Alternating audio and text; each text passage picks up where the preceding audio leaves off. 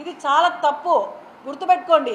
మీరు ఇలా చేయబట్టే గతంలో మిమ్మల్ని ఈ 2024 మిమ్మల్ని తరిమి తరిమి కొడితే నీ గ్రాఫ్ ఎలా పడిపోయిందంటే 6 సంవత్సరాలు సరే 6 టర్మ్స్ మేము పాలించినాము, ఆయన కడుపున చెడబుట్టినాం, నీ వరకే మాట్లాడదాం.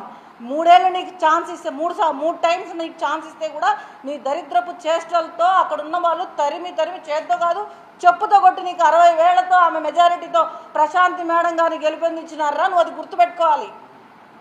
నీకు నిజంగా నువ్వు వెంటనే మేమందరం వచ్చిందే నీకోసం.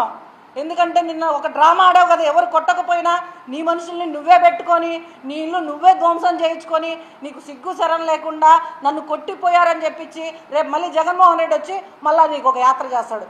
ఆ మహానుభావుడు వస్తాడు, మళ్ళీ సానుభూతి యాత్ర అని చేస్తాడు. మేము ఈ ఘోరాలన్నీ చూడలేము. ఈ ఘోరాలన్నీ చూడలేక మేము ముందుగానే చెప్తున్నాం. ఇంకొకసారి మహిళలు అందరూ ఎందుకు వచ్చావు అంటే నీ తాట తీసి కూర్చోబెడతాం మేము.